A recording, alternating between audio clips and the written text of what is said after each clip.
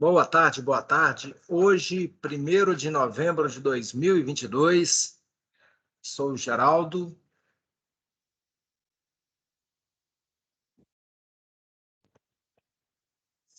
E estou na escola Ipatinga. Agora apareceu a câmera aí. A nossa terceira aula de técnicas de controle. Estou com a turma de Ipatinga e a turma de Belo Horizonte, que teria aula amanhã, mas foi antecipada para hoje em função do feriado. Espero que esteja tudo bem com vocês, tudo tranquilo, todo mundo com saúde e muita paz. Aqueles que, porventura, não puderem assistir a aula nesse momento, ela está sendo gravada e vai estar disponível para vocês no portal ainda hoje. Ok? A qualquer momento, se vocês quiserem fazer alguma pergunta, alguma sugestão, algum comentário, vocês podem estar ativando o microfone ou usando o chat aí que eu estou acompanhando daqui. Tranquilo? Vamos que vamos. Nesse último final de semana aí, encerrou o prazo para a atividade 1, que foi dia 30, e abriu o prazo para a atividade 2, que é o final da semana que vem, dia 13/11, tá? A segunda atividade já encerra, a semana que vem é a nossa última aula.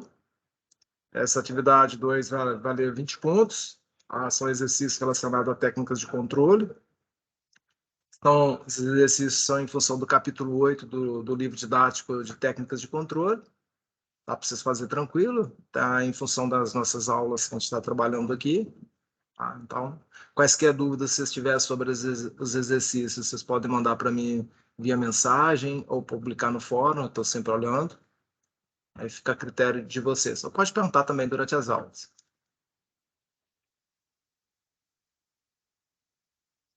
O nosso objetivo para hoje é falar sobre software starter, inversor e processo industrial contínuo. Tá? Na semana que vem a gente vai falar sobre servo controle e processo industrial batelado. Nossas referências bibliográficas são nosso livro Técnicas de Controle do Senai, que está disponível para vocês no portal, e literatura complementar, uma das opções é o livro Controle de Processos Industriais, tá? Da editora Érica, do Clayton Mouro.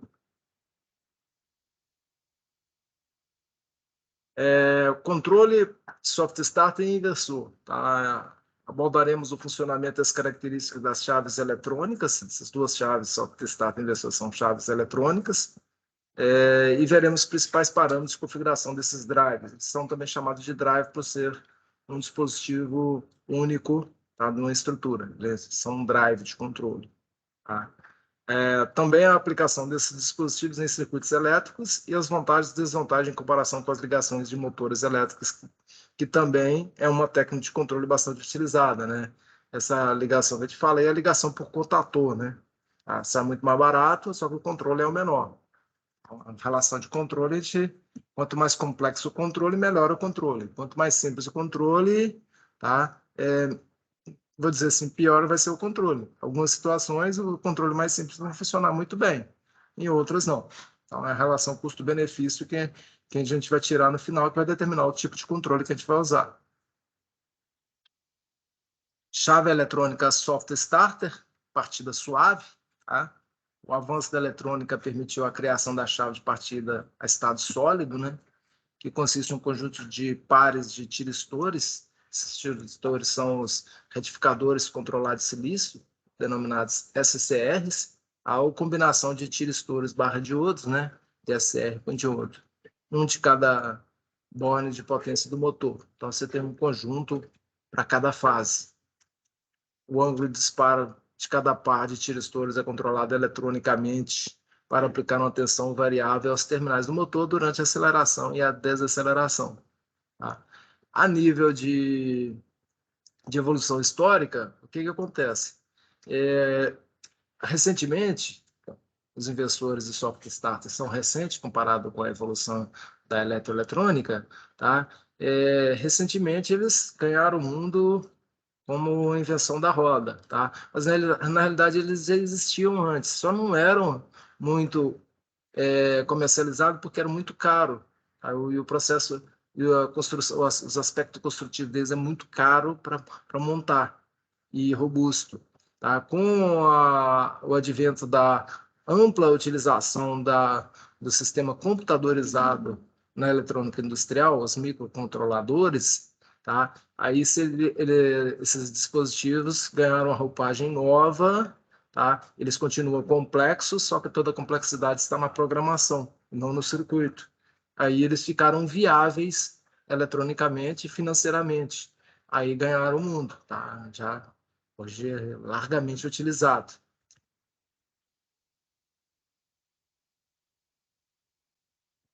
Ainda falando sobre software starter, né, quando a gente faz uma partida do motor, né, ainda no final do período de partida ou parada, que é ajustável, tá, tipicamente entre 2 e 30 segundos, a tensão atinge seu valor pleno após a aceleração e desaceleração suave ou uma rampa, a gente chama ascendente de tensão, rampa de partida, ou uma rampa descendente, que é uma rampa de parada, em vez de ser submetido a incrementos e saltos repetitivos.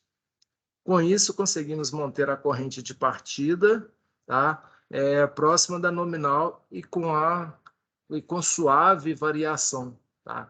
Uma das características principais do motor de indução trifásico é a relação entre a corrente de partida e a corrente de trabalho. A corrente de partida ela é tipicamente de 7 a 10 vezes maior que a corrente de trabalho. Isso significa que o motor que consome 10 amperes no regime de trabalho, tá? A corrente de partida dele pode chegar de 70 a 100 amperes. Isso é muito relevante para a redistribuição e para a instalação. Então, você tendo várias partidas simultâneas na mesma rede, você corre o risco de ativar as proteções e desarmar a rede. Além da vantagem do controle de tensão corrente durante a partida, a chave eletrônica apresenta a vantagem de não possuir partes móveis ou que gerem arco, como as chaves mecânicas. As chaves mecânicas são os contatos elétricos, que abrem e fecham. Quando eles abrem e fecham com eletricidade, eles geram um arco. Tá? O sistema eletrônico, os retificadores controlados de silícios, transistores, são usados como chaves. Eles são componentes que trabalham com abertura e fechamento pelo princípio da física, não da mecânica. Aí ele não tem esse ar. Esse é um dos pontos fortes das chaves eletrônicas, que sua vida útil é muito mais longa, então a questão de desgaste interno dele é muito pequena. De acordo com o funcionamento do tiristor, para que haja uma aceleração, ocorre um crescimento da tensão de pico, de uma tensão alternada, até chegar ao valor da tensão de pico.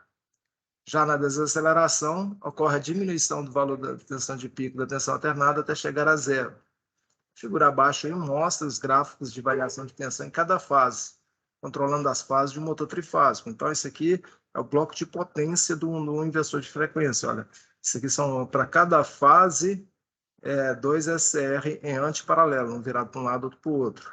Esse componente aqui, o SR, ele é unidirecional, por isso precisa de dois. E você tem esses controles. Esse terceiro pino dele que está solto aqui é o sistema de disparo dele, no momento que ele vai começar a conduzir. Aqui, nesse gráfico aqui, a gente tem o que está em colorido aqui, tá? Uma cor meio laranja para vermelho, bege, tá? É o momento da tensão. Esse aqui teve um disparo mais ao final, depois foi antecipando o disparo aqui a 90 graus, disparo aqui a 30 graus e aqui o disparo a 0 graus. Quando o disparo acontece a 0 graus, ele tem um máximo de tensão. Então, eu consigo, tá, fazer com que a tensão aumente gradativamente, tá, até chegar ao valor da tensão máxima. Ele não consegue aumentar a tensão além do valor da tensão da rede. Ele pega a tensão da rede e consegue diminuir ela gradativamente para fazer a partida suave do motor. Essa é a característica da chave de soft starter. Tá? Ela se assemelha a um dimmer para o controle de uma lâmpada incandescente, por exemplo. O quadro abaixo demonstra uma comparação entre sistemas de partida de forma indireta de acordo com o tipo de motor, né? E tem as características dos motores aqui, a execução dos enrolamentos dele. Esse enrolamento aqui é 220, 380, aí tem os valores aqui. A tensão de serviço é quando a gente aplica na bobina, sempre o valor nominal da bobina, aplica no motor o valor nominal da bobina, tá? E partido com estrela triângulo, tem que ter aqui, todos aqui estão com 6 terminais, o motor no mínimo tem que ter os 6 terminais para fazer estrela triângulo. Série paralela, nem todos vão poder fazer, tem que ter 12 terminais, 9 ou 12 terminais. E a soft starter, qualquer um deles, ela consegue trabalhar a partida, até motor de 3 terminais, que o partido estrela triângulo não consegue. Então, a soft starter, ela não interfere no fechamento do motor. As outras partidas, estrela triângulo e série paralela, interferem no fechamento do motor. Então, você tem, com a soft starter, um controle melhor. Aqui a gente tem um diagrama de blocos interno da soft starter, né? O funcionamento da soft starter é baseado na utilização da ligação de tiristores em ponte, que é dentro dessa estrutura aqui, comandada por uma placa eletrônica. Esse cartão eletrônico de controle aqui, que é o CCS 1.00, que deve ser a versão do software. Para ajuste da tensão de saída. Observe aqui a ligação, né? A rede, dispositivo de proteção que usou aqui um fusível, uma chave seccionadora, alimentou a chave. Esse TC aqui é um transformador de corrente. Você medindo corrente de 2 fases, você automaticamente já pressupõe o valor da terceira, tá? Uma vez que o sistema do motor de indução trifásico, as correntes dele são simétricas. Aqui você tem as entradas analógicas, entradas digitais, saída analógica, saída relé, também é digital, né? Uma IHM para você fazer a monitoração e parametrização dele, e toda essa ligação, tá? Então, isso aí é uma chave soft start. A soft start controla a tensão da rede por meio do circuito de potência pelos tiristores, que varia o ângulo de disparo, variando a tensão eficaz do motor elétrico. O principal objetivo do funcionamento do soft start é reduzir a tensão de partida de um motor elétrico. Como o torque é proporcional a essa tensão, o motor parte com torque reduzido, né? Ela controla pelo escorregamento, né? Então você tem uma partida suave, mas com um controle capaz de exercer menos força, menor torque. Essa figura abaixo aqui demonstra um gráfico comparativo entre a corrente de partida direta, partida estrela triângulo e soft start em relação ao tempo. Tá? A partida direta, que é aquela que o motor foi projetado para trabalhar, tá? Essa linha vermelha aqui, ó. Então, na hora de partir, a corrente vai lá em cima. Então, o gráfico, deslocamento vertical é a corrente, deslocamento horizontal é o tempo. Vai lá em cima, depois ela cai, faz uma curva em S e estabiliza. Nesse ponto aqui é a corrente de trabalho. Na partida estrela-triângulo, que está em azul, pelo fato de partir com tensão reduzida, a corrente, o pico dela já reduz a 1/3, é um terço do pico aqui. Então, vem caindo gradativamente. Aqui ela cai abruptamente a 0, porque se desliga o fechamento do motor em estrela e passa a fazer o fechamento em triângulo. Quando faz o fechamento em triângulo, tá? Ela vai lá em cima de novo e volta para ficar no valor normal. Então, tem esses picos aqui. Ela tem um pico menor na partida e um pico na transição. Já o verde aqui, que é a chave soft starter, ela não gera um pico na partida, ela gera uma rampa, tá? E essa rampa aqui vai ter um tempo, a rampa de aceleração, assim, da corrente. O motor atinge a velocidade, quando ele atinge a velocidade nominal, estabiliza a corrente. Então, a gente tem essas 3 características. Para a rede elétrica, soft start é a melhor opção. Para o motor, a melhor opção é a partida direta, tá? As principais funções do soft start são o controle de tempo de aceleração e desaceleração do motor, tá? Esse termo aceleração e desaceleração, muitas pessoas confundem ele com velocidade, tá? O soft starter não controla a velocidade, tá? O tempo de partida e o tempo de parada do motor. Limite de corrente, tá? Ele consegue monitorar a corrente e você pode definir um limite dela em relação à corrente nominal, tá? Como se fosse um ajuste do relé térmico. Você não tem um relé térmico, ele constrói eletronicamente um relé térmico para você. Você pode forçar um conjugado de partida, dar um degrauzinho de tensão para até aumentar a potência na partida, só na partida. Frenagem por corrente contínua, tá? Como ele é um equipamento eletrônico complexo, você pode estar injetando corrente contínua na hora de parar para frear o eixo no momento que você quer parar a máquina e garantir a parada instantânea do eixo. Tá? Proteção por acionamento de sobrecarga, né? Se você já tem lá a limitação de corrente, você pode fazer ele parar pela limitação de corrente. Proteção do motor contra aquecimento, você pode colocar na entrada analógica um sensor de temperatura. Se a temperatura exceder, você vai estar desligando o motor. Detecção de desequilíbrio ou falta de fase no motor.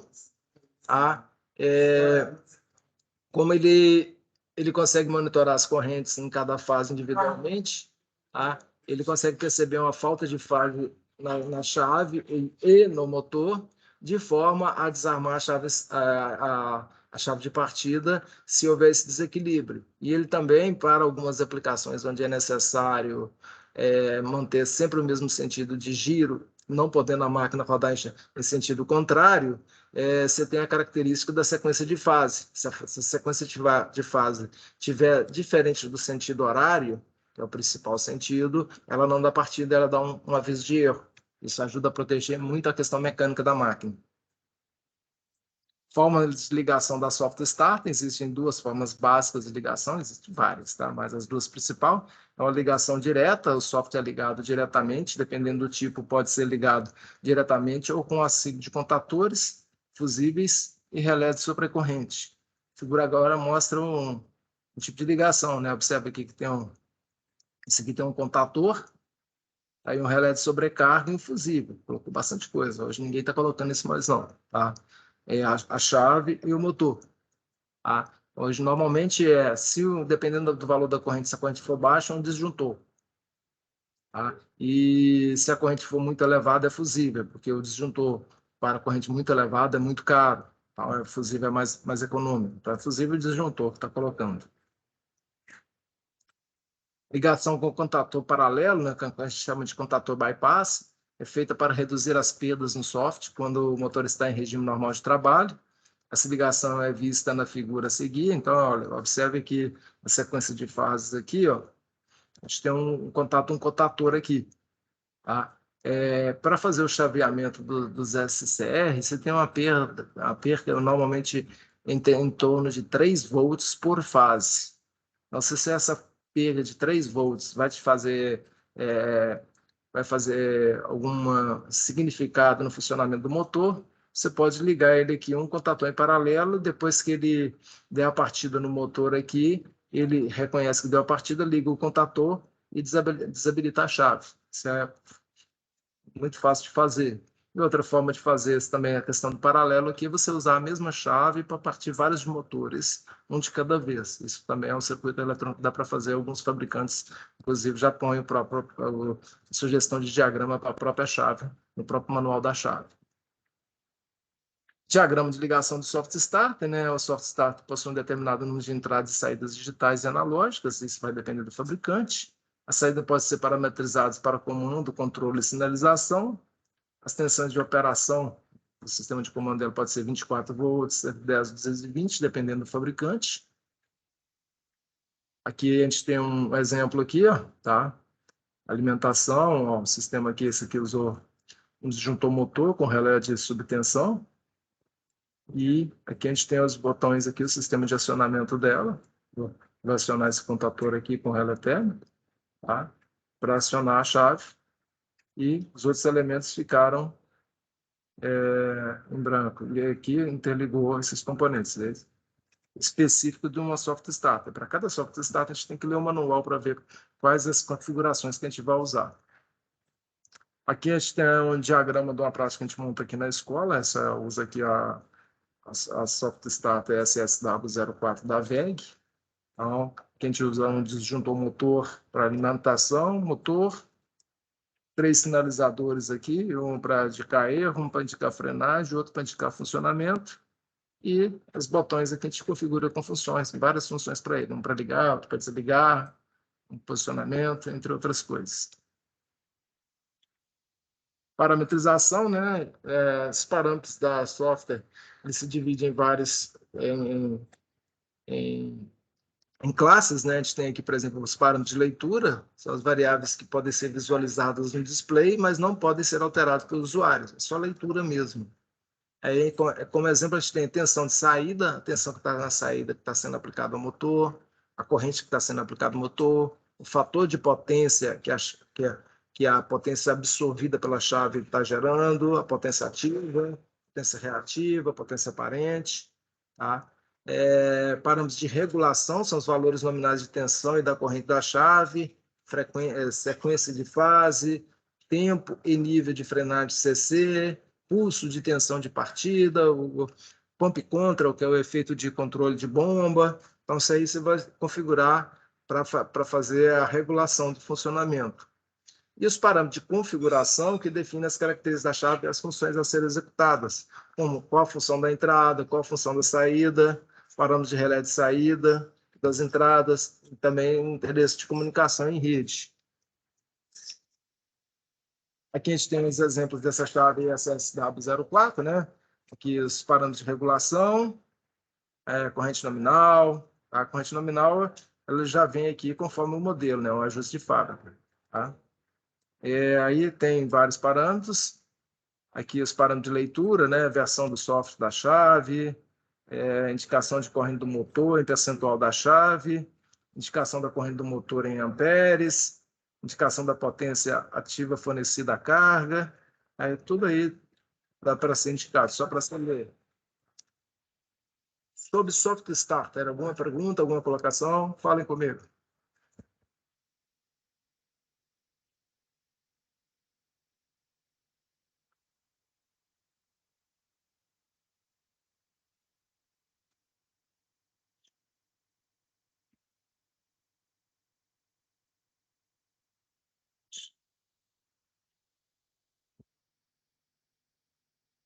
Sem dúvidas, gente? Tranquilo, então. Vamos começar a falar do inversor de frequência, né? Vocês vão fazer, uma das práticas que vocês vão fazer em técnica de controle é controle por inversor de frequência em malha aberta. Tá?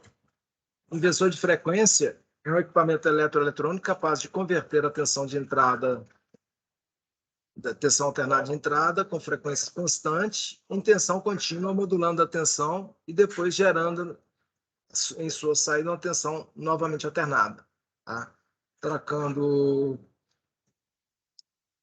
em miúdos, ele pega a tensão alternada, transforma em contínua, pega a contínua e transforma em alternada novamente. Só que essa transformação de alternada para de contínua para alternada, essa última transformação que a gente chama de inversão, ele tem a possibilidade de escolher qual frequência que ele vai querer, sendo que a frequência da rede é constante em 60 Hz. Então, a vantagem se chama de inversor de frequência, porque ele transforma alternada frequência fixa em contínua, transforma contínua em alternada com frequência variável. Então, essa é a característica do inversor de frequência. Porém, a tensão possui sua frequência controlada e variável, que permite controlar a velocidade e o torque de motores de indução trifásico. Essas duas características provêm os sistemas em que estão inseridas de uma infinita gama de possibilidades, sendo aplicadas em máquinas, equipamentos e processos industriais. Tá? Durante muito tempo se teve muita dificuldade em variar a velocidade do motor de indução trifásico. Por que motor de indução trifásica? Porque esse é o motor que tem um melhor rendimento. Tá? Então, ele é o mais usado, porque tem o melhor rendimento. Alterar a velocidade do motor de corrente contínua é muito fácil, só que o controle dele é complexo e o motor é caro, não é viável. Então, o setor industrial prefere trabalhar com motor de indução trifásico, por ele ser um motor de vida útil muito grande, baixa manutenção e grande capacidade de converter energia em energia elétrica e energia mecânica. Tá? Então, o rendimento dele é muito alto. Tá? Essa é a grande vantagem.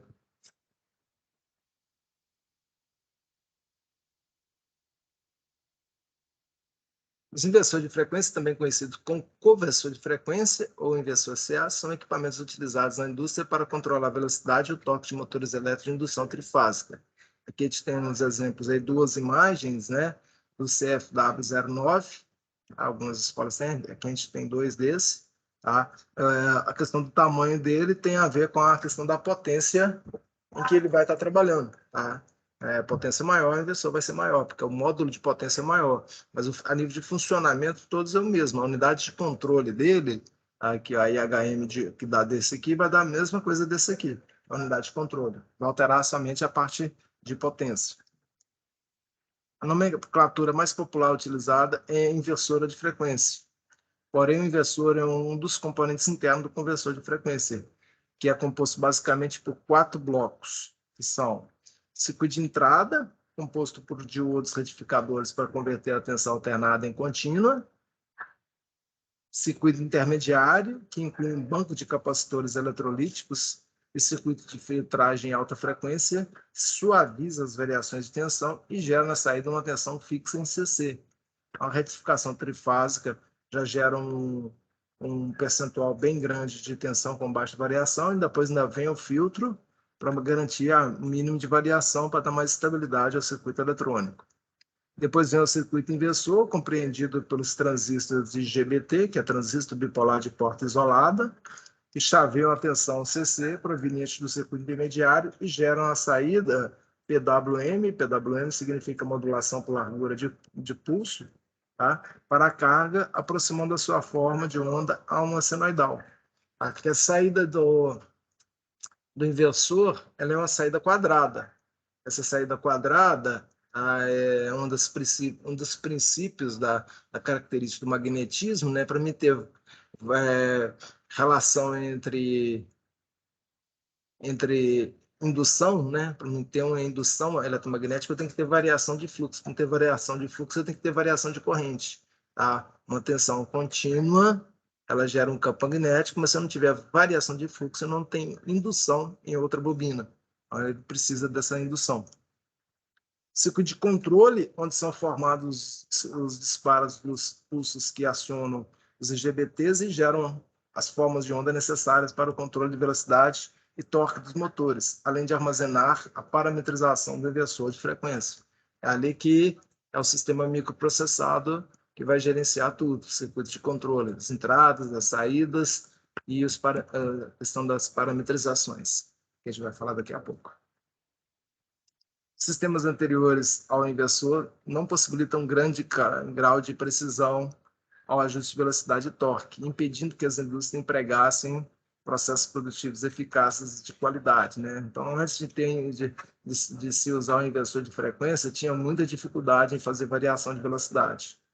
A evolução tecnológica em certos processos e máquinas só foi possível pela utilização dos inversores de frequência. Os inversores de frequência são utilizados na indústria para substituir os equipamentos rústicos de variação de velocidades, tais como variadores mecânicos por polias ou engrenagens, os variadores hidráulicos, que tinham uma forma ineficiente de controlar a velocidade, além, é claro, o grande espaço que era necessário nas máquinas e processos para a sua instalação. Então, antes do inversor de frequência, se tinha várias formas de variar a velocidade de uma máquina a partir do eixo do motor. Depois o motor rodava na mesma velocidade, mas você tinha um sistema de redução que gerava uma variação lá e você precisava não alterar a velocidade, variar durante o trabalho, variar. Então era cada engenhoca que tinha e cada um mais complexa e cara que a outra. Princípio de funcionamento do inversor, né? O funcionamento do inversor de frequência consiste em receber uma tensão alternada, retificar esse sinal através de diodos, gerando uma tensão contínua. Filtrar a tensão contínua resultante da retificação e utilizar essa tensão contínua filtrada como entrada do circuito de inversão. Realizará a conversão em alternada através do chaveamento de transistores. O chaveamento gerará uma série de pulsos com largura controlada e variável, que a gente chama de PWM. Ao aplicarmos essa saída de uma tensão pulsada em um motor, a forma de onda resultante, através do enrolamento do motor, será semelhante à forma senoidal de um circuito alternado. Semelhante, nunca igual. Aqui a gente tem um desenho, né? O circuito bloco retificador, bloco de filtro e o bloco inversor. Isso aqui são os transistores que vão fazer a inversão, né? Cada linha dessa vertical aqui, T1 e T2, T3, T4, T5 e T6, são para uma fase. Um deles vai fechar para cima e outro para baixo. Então, a gente tem um positivo em cima, negativo embaixo. Sempre vão ter dois transistores fechados para um lado e um para o outro. Tá? Não posso acionar simultaneamente T1 e T2, porque senão eu estou fechando o curto, nem T3, nem T4, nem T5, nem T6. Tá? Sempre fecha um para a fase, um de cada fase, para cima ou para baixo.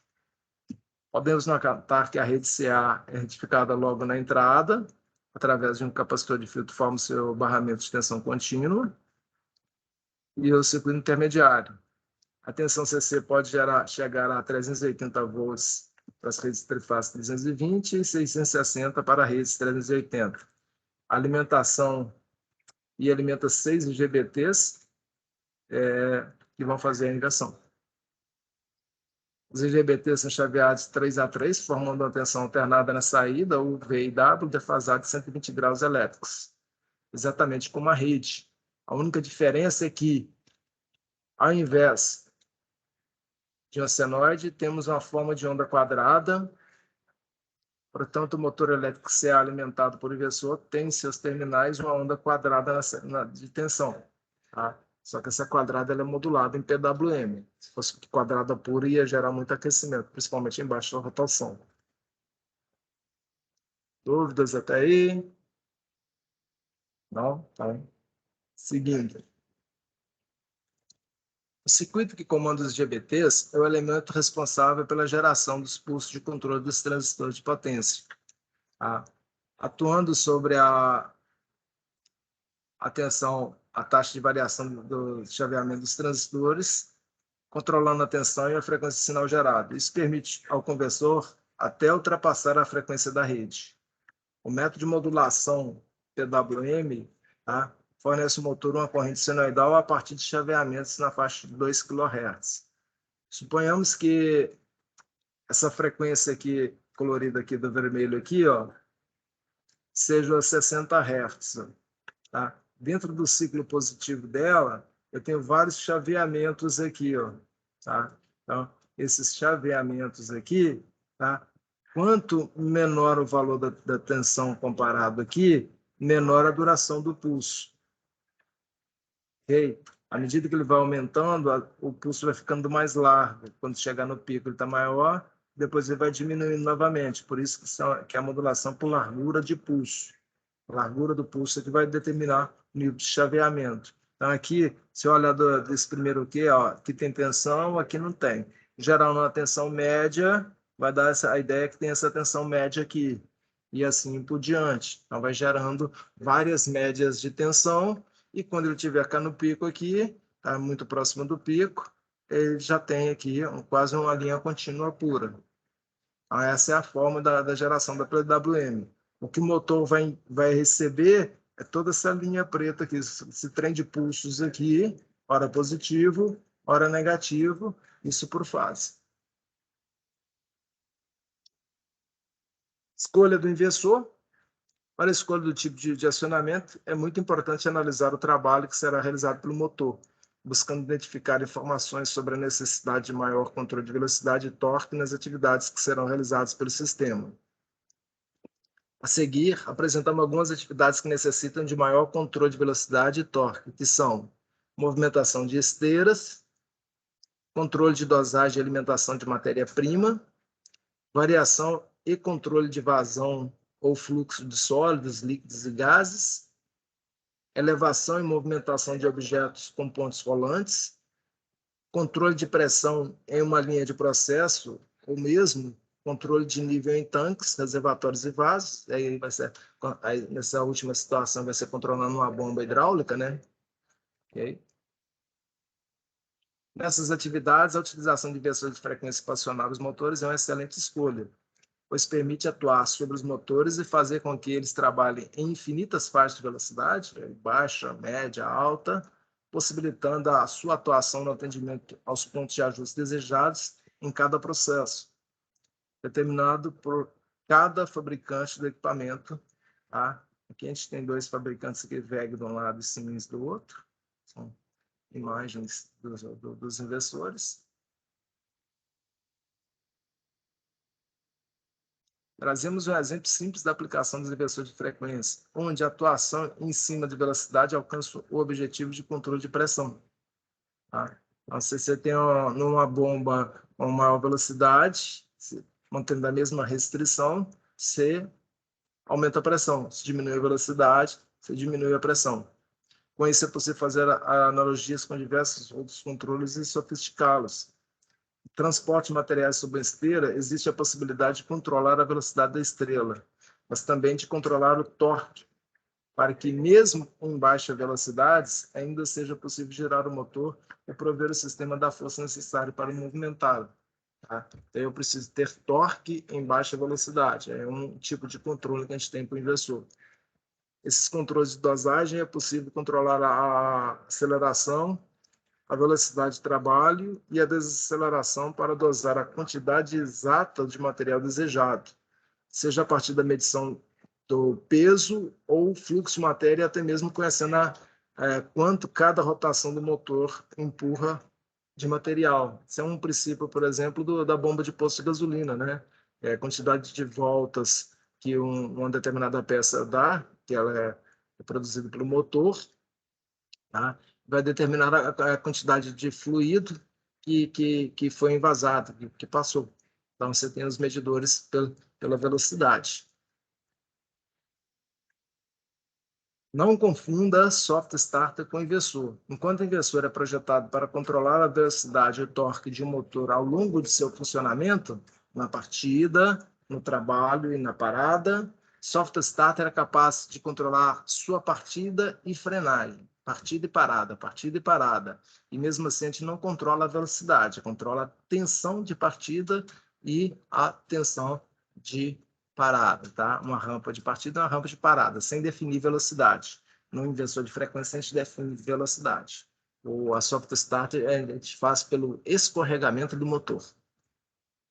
É por isso que os motores menores que 3 CVs, tá? O custo do inversor é semelhante ao de uma soft starter, sendo a vantagem de oferecer uma rampa de partida e frenagem. Então, até motores de 3 CV, não vale a pena usar soft starter, é melhor comprar um inversor.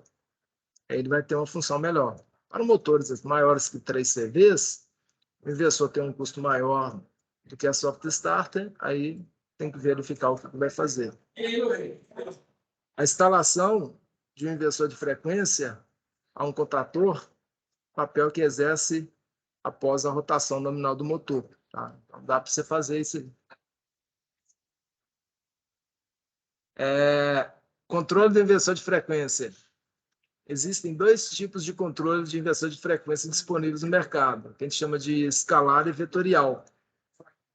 E a diferença entre ambos está basicamente na curva torque-rotação. Então, um tem uma questão de força em relação à rotação estável e o outro ele perde força quando a velocidade está baixa. O inversor escalar, por ser uma função de V sobre F, tensão-frequência, tá? Pega o valor da tensão e divide pela frequência, tensão nominal, por exemplo, 220, e divide por 60 Hz. Vai me dar um valor. Aquele valor ali sempre vai ser constante. Então, se eu for trabalhar com 30 Hz, tá? A tensão de alimentação do motor vai estar em 110 volts. Por quê, Geraldo? Porque eu peguei a frequência e dividi por 2, a tensão também tem que dividir por 2. Então, para a frequência muito baixa, a tensão será muito baixa. E tensão muito baixa, ele não vai ter força. Esse tipo de inversor não oferece alto torque sem baixa rotação. Aí, em baixa rotação, você consegue parar o eixo dele com a mão, tá? Pois o torque é uma função direta da corrente de alimentação. A curva V sobre F pode ser parametrizada no inversor escalar. Tem o V ao quadrado sobre F também, tá? Que é a função quadrática. Já o inversor vetorial não possui uma curva parametrizada. Na verdade, essa curva varia de acordo com a solicitação de torque. Portanto, ele possui circuitos que variam a tensão e a frequência do motor através do controle das correntes de magnetização, tá? E do rotor. O sistema vetorial, tá?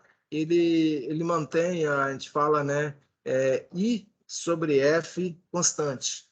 Ele mantém a corrente constante em função da frequência, que a ideia é que o fluxo magnético do motor seja o mesmo para qualquer frequência. Então, essa é a vantagem. E o magnetismo do motor ele é produzido pela corrente. Se eu manter a corrente constante, eu mantenho o magnetismo constante e a força constante. Essa é a ideia principal. O inversor vetorial é indicado para torque elevado, com baixa rotação, controle preciso de velocidade, torque ajustável. E o escalar é indicado para partidas suaves, operação acima da velocidade nominal do motor e operação com constantes reversões. Então, você tem as aplicações para um e as aplicações para o outro. O inversor escalar, né? O inversor escalar, mais comum, variamos a velocidade do motor, utilizamos a lei de frequência, tensão-frequência constante. Aproximadamente, a velocidade do motor é proporcional à relação V sobre F, e o inversor proporcionará ao motor conjugados, que é o torque, pré-determinados, mas não compensará por necessidade de conjugados especiais, principalmente em velocidade baixa. Nessa velocidade, o boost do inversor pode ser configurado para compensar as perdas. Você tem um parâmetro lá chamado boost, tá? Que para baixa rotação, ele eleva um pouco a tensão para compensar essas perdas. Qualquer carga que possui patamar de controle de torque constante para variação de velocidade ou em funções quadráticas pode ser controlada via inversor escalar. Como exemplo, a gente tem ventiladores e exaustores, né? Calandras, bombas, tá? Sistemas de controle de bomba pode ser um controle escalar, mas pode ser vetorial também. E sequencial de motores, partido consecutivo de motores. Então, essas sugestões para aplicação do inversor escalar. O inversor vetorial, tá? São do tipo tensão e fluxo, tá? Fluxo magnético. Os controles vetoriais de tensão, a tensão do motor é calculada pelo programa do inversor e compensa em parte os conjugados do rotor. Uma das técnicas de fazer o controle vetorial de tensão é manter o escorregamento constante. Esse controle melhora a eficiência do motor, pois trabalha com tensões menores quando o conjugado é menor que o nominal, comparado com inversores escalares. Os inversores com controle vetorial de fluxo mantêm o fluxo magnético do motor constante, diferente do vetorial de tensão, em que o conjugado é controlado pelo escorregamento. O campo é diretamente proporcional ao conjugado do motor. O controle vetorial é utilizado quando precisamos de um controle maior em malha fechada, com utilização de encoders. Os inversores vetoriais necessitam de programação de todos os parâmetros do motor. Tá? Então, eu tenho que passar as características do motor quando eu trabalho com o sistema vetorial.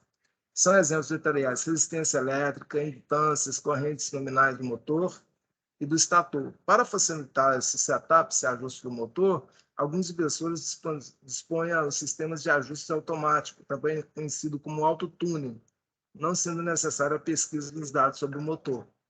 Então, quando eu vou parametrizar o inversor por sistema vetorial, eu vou colocando os parâmetros, chega um determinado momento que vai pedir os dados do motor. Aí ele me dá duas opções: eu digitar os dados ou ele ler os dados, fazer o autotuning. Se eu for digitar, ele vai pedir os dados que tem, praticamente todos os dados que tem na placa, relevantes para ele, e mais alguns dados que, inclusive, não tem na placa.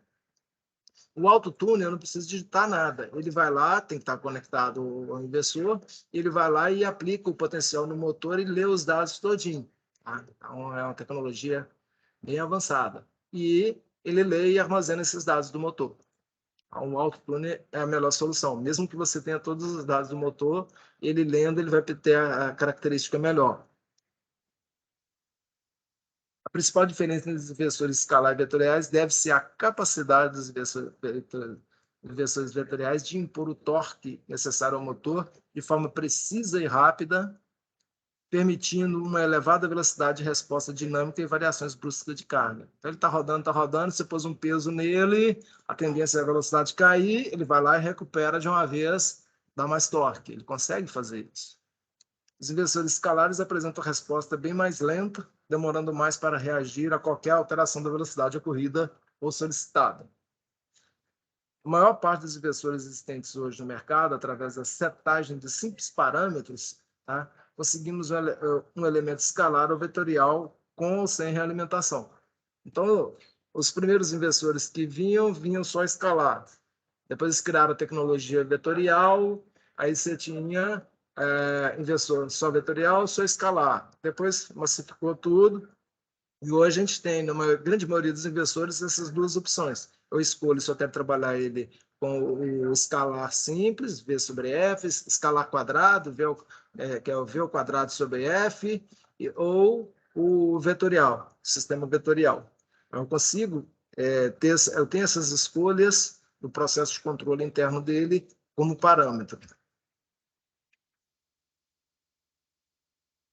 Os módulos do inversor, dentro da estrutura dele aqui, né, as vezes de frequência apresentam construções similares, independente do fabricante do modelo.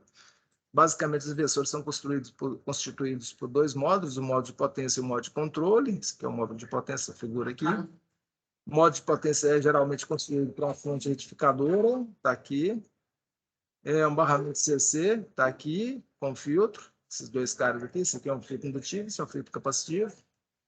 E o módulo inversor de frequência, que são os IGBTs que estão aqui, ó, 3 para cima e 3 para baixo. Depois vai ligar o motor.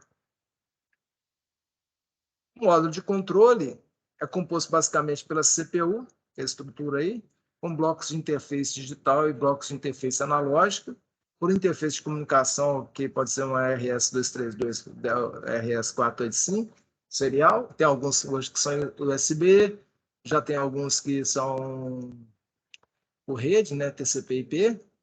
Tem todas essas características aí. E a gente tem aqui os módulos de entrada e saída, analógica e digital. Essa é a estrutura do inversor. A IHM, né, interface homem-máquina, é um display que possui alguns botões de navegação. Através da utilização de botões, podemos acessar e modificar parâmetros internos do inversor de frequência, como potência máxima do motor, corrente máxima, tempos de rampas, configuração das entradas digitais, configuração de porta de comunicação, entre outros. Eu posso alterar, fazer as alterações e ler de acordo com os parâmetros aqui. Isso aqui é um displayzinho aqui, LCD ou de LED, dependendo do tipo do inversor. Parametrização, né, para que o inversor funcione a contento, não basta instalá-lo corretamente. É preciso informar a ele em que condições de trabalho ele irá operar. Essa tarefa é justamente a parametrização do inversor, inserir os parâmetros nele. Quanto maior o número de recursos que o inversor oferece, tanto maior será o número de parâmetros disponíveis. São muitos parâmetros que tem hoje nos bons inversores. Tá? Tem alguns que a gente até se perde dentro deles.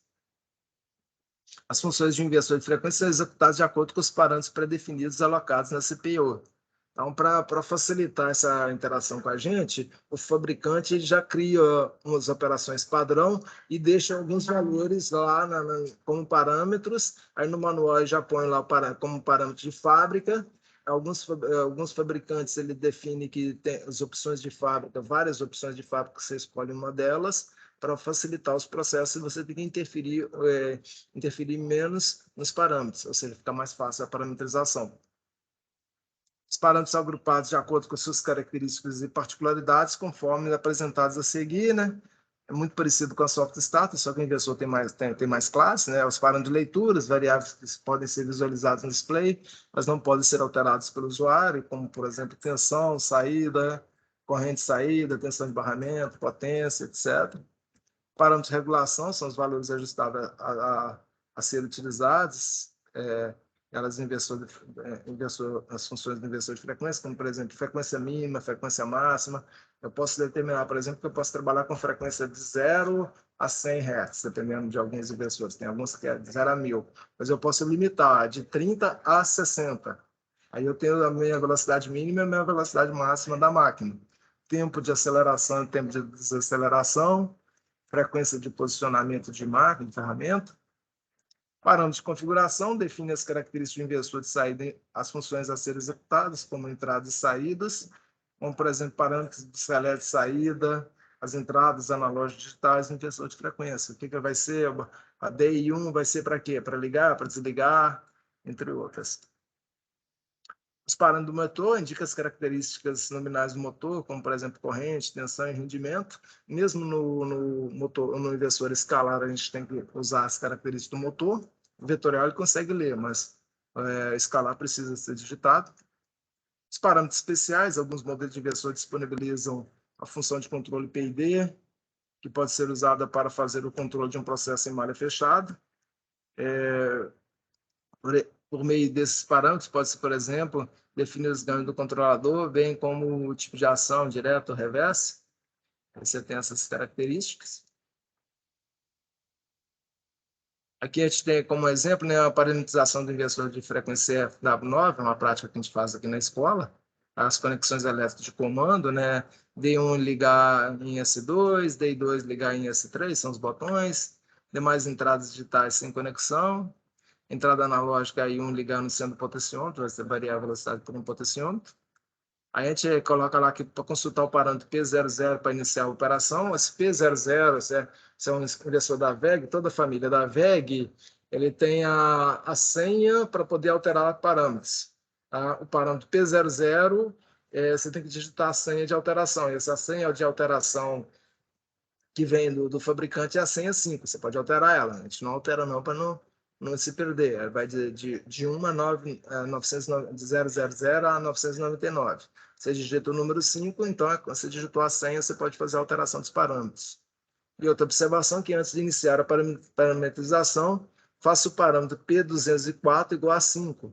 Esse parâmetro P204 em qualquer inversor da VEG, ele é configurações de fábrica, ou seja, ele apaga todas as alterações que alguém fez por último e volta o inversor ao estado de fábrica. Isso facilita a sua parametrização, porque quem trabalhou por último, você não sabe em qual parâmetro que ele conseguiu alterar. Então, você não vai ter que alterar todos eles. Configura de fábrica, vai lá e faz as alterações necessárias.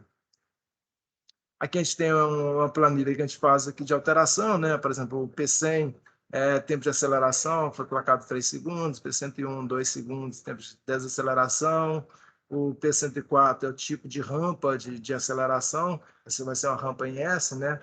Ela vai começar mais lenta, depois ela acelera e depois ela fica mais lenta dentro desse tempo de 3 segundos. O 134, 3 e 4 são as menores, a velocidade mínima e a velocidade máxima. O 202 é o tipo de controle, né? Aí aqui eu teria que escolher o tipo de controle, se ele é escalar, se ele é vetorial, tá? Esse aqui que foi escolhido aqui é o vetorial sensorless, né? Livre de sensor, então é malha aberta. Tá? Tem o vetorial com malha fechada, aí eu preciso ter um sensor de velocidade.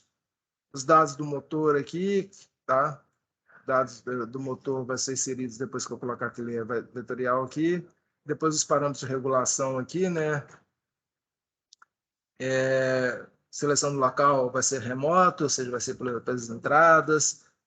Referência do local da entrada 1 vai ser a entrada analógica 1, entre outras coisas. Cada inversor vai ter essa característica. Quando vocês for fazer a prática de vocês, aí vocês vão ter que consultar o manual do inversor que tem na escola de vocês aí. Para fazer leitura, depois que configurou tudo bonitinho, né? A gente vai lá, quero saber a velocidade do motor, vou lá no P002, ele vai me indicar o valor da velocidade. Tá? O 003 indica a corrente, o 05 a frequência que o motor está recebendo naquele momento, o 07 a tensão na saída naquele momento, o P10 a potência na saída naquele momento. Inversor de frequência, alguma dúvida, alguma pergunta? Falem comigo. Todo mundo caladinho hoje.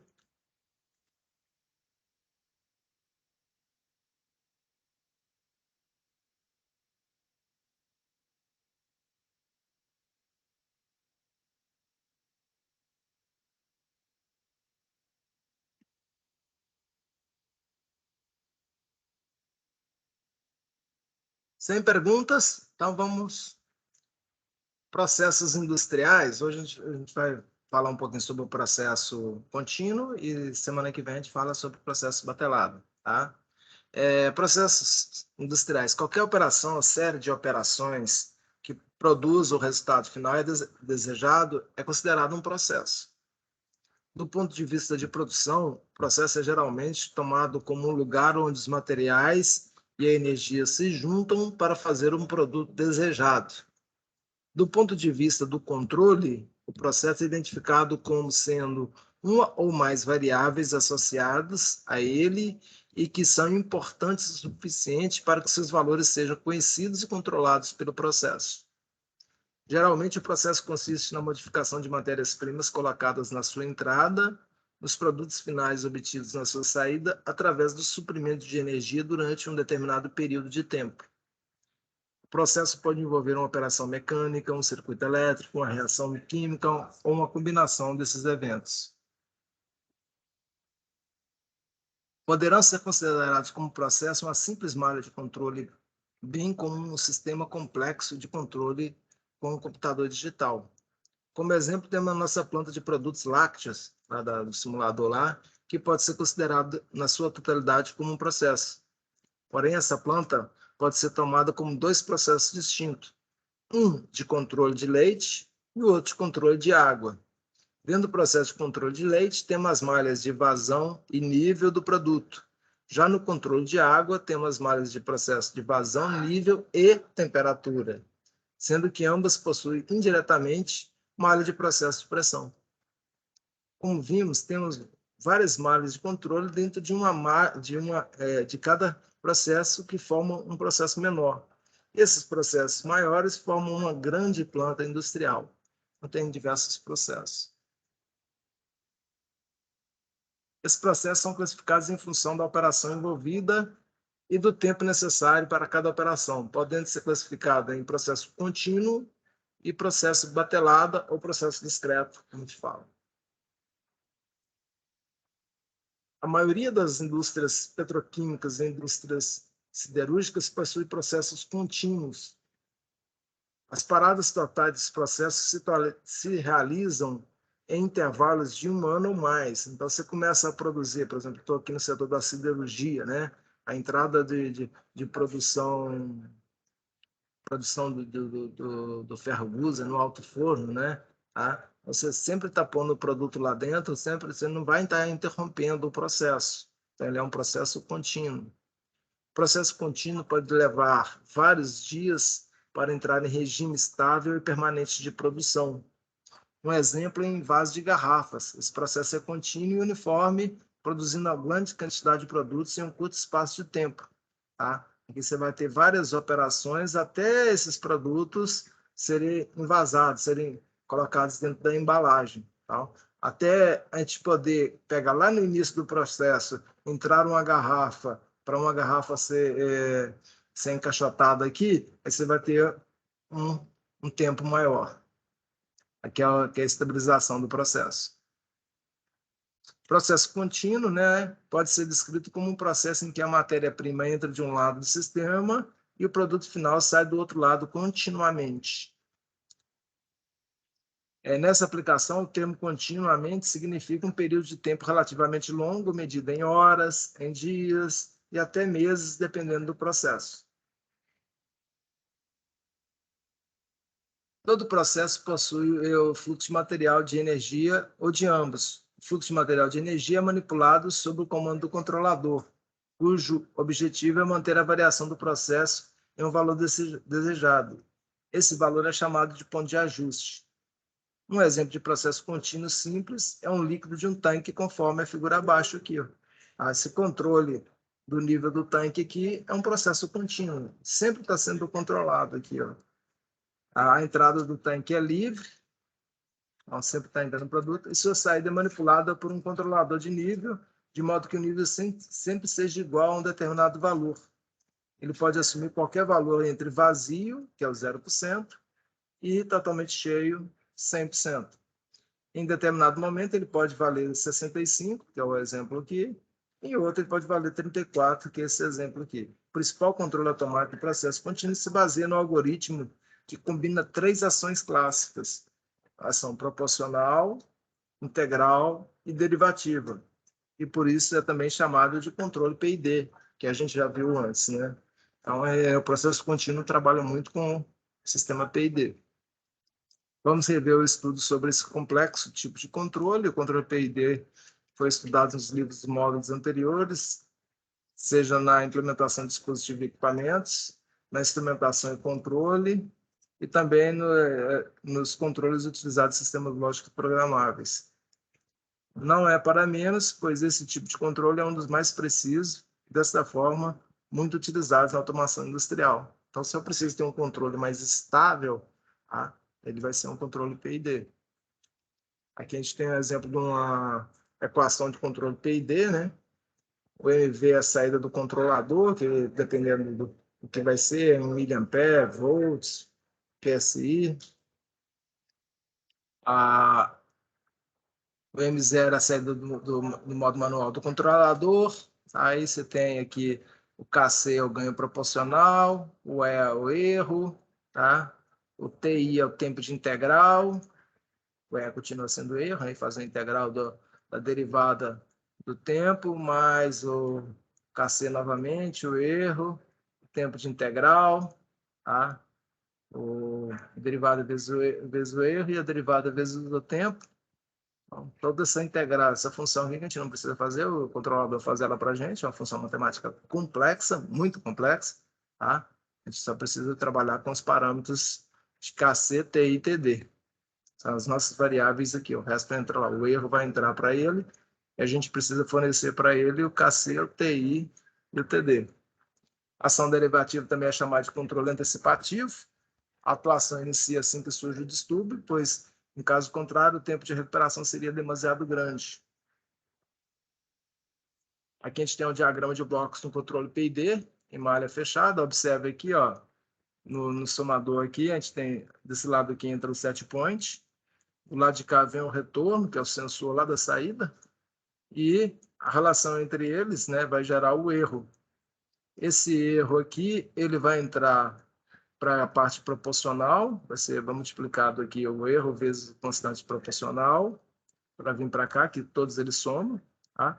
Esse erro ele vai receber ação integral, o KI, vezes a função da integral do erro em função da variação de tempo, e a derivada, que é o KD, tá? É a derivada do erro dividido pela derivada do tempo, então é uma função de tempo aqui, para você ter esses três elementos aí e corrigir o processo. Tá? Você sempre vai ter uma correção proporcional, que é a ação do KP, ação proporcional ao erro, KI, ação integral, que gera uma recuperação mais lenta, e o KD, um ganho derivativo, que é uma ação mais rápida. Então, às vezes você precisa ter uma correção rápida, às vezes você precisa ter uma correção proporcional e às vezes você precisa de uma correção lenta, tá? Dentro dessa correção. Normalmente, o que vem primeiro é a parte, detectou-se um erro, entra a derivada para gerar a correção imediata, a se aproximar mais do zero, o erro zero, depois ela se anula, entra a proporcional e quando estiver muito próximo a zerar o erro, tá? A saída seria igual ao set point, aí entra a ação mais lenta para retardar o processo e não gerar o overshoot, que é a elevação demais do processo. Dúvidas, perguntas, falem comigo, tá? Se tiver alguma pergunta, pode fazer agora. Sugiro que vocês deem uma olhada na atividade 2. Tá? Se tiver qualquer dúvida lá, pode postar no fórum, mensagem, ou na aula ao vivo aqui, tranquilamente. Estou à disposição de vocês.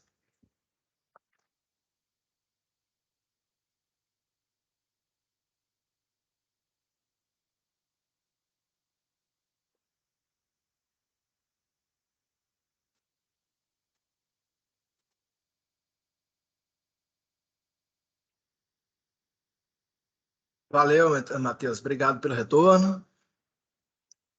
Giancarlo, ok, sem dúvida. Se tiver dúvida, depois vocês mandam, tá bom?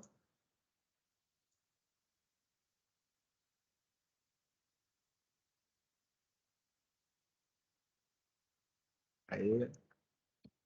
Eu vou encerrar a gravação aqui, mas vou continuar se alguém tiver dúvida, tá? Desejo a vocês excelente feriado, né? Amanhã é feriado, excelente resto de semana. Semana que vem a gente está de volta, tá? Aí semana que vem a turma de BH aula às quartas também. Semana que vem a gente vai estar, eu vou estar com todas as turmas da EBEP, então sempre vai ter uma turma junto, tá? Com outra, o Gabriel, ele vai ter vai participar de um evento lá no Rio Grande do Sul e eu peguei as turmas dele. Eu vou estar trabalhando com as minhas turmas e as turmas dele simultaneamente. na semana que vem, mas tudo ok, sem problema nenhum. Tá? Desejo a vocês excelente feriado, se cuidem, tá? Nada de se extravasar demais, e semana que vem a gente está aí. E não deixem de olhar a atividade 2, tá, gente? Tudo de bom para vocês. Muito obrigado pela participação.